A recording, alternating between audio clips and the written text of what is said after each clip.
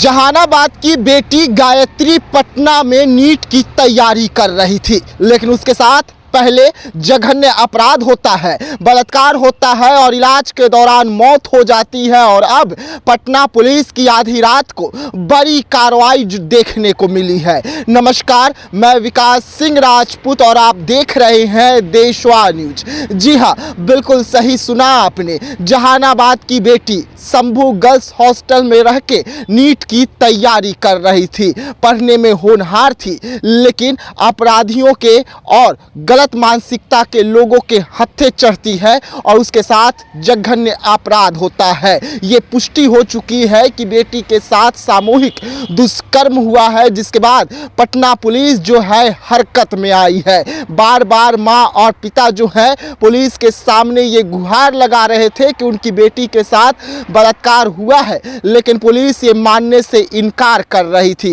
वैसे में अब पुलिस को कई बिंदुओं पर जांच करनी है। पहला जांच बलात्कार का होगा, तो दूसरा कि आखिरकार नींद की गोली जो है वो गायत्री के पास कहां से आए और 90 गोलियां उसके बिस्तर पर कैसे मिले और नींद की गोली उसे किसने खिलाया था। लेकिन अब सवाल उठ रहा है कि अपराधियों की गिरफ्तारी कब होगी।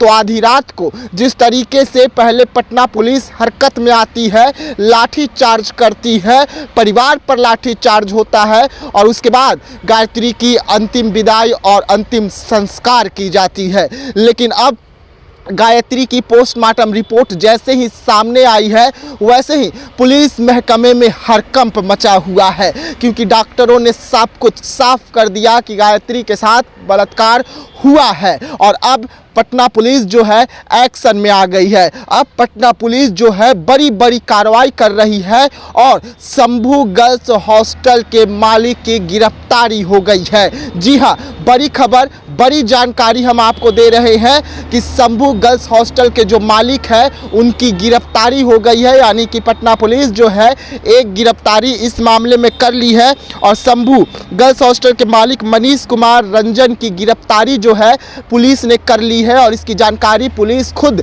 अपने साइट पर दे रखी है, जिसमें उन्होंने ये लिखा है कि बलात्कार की पुष्टि होने के बाद आधी रात को कार्रवाई हुई है और कार्रवाई में शंभू गर्ल्स हॉस्टल के जो मालिक है, जो बिल्डिंग के मालिक है, उनकी गिरफ्तारी हो चुकी है। लेकिन अब कई गिरफ्तारियां इस मामले में और होनी है।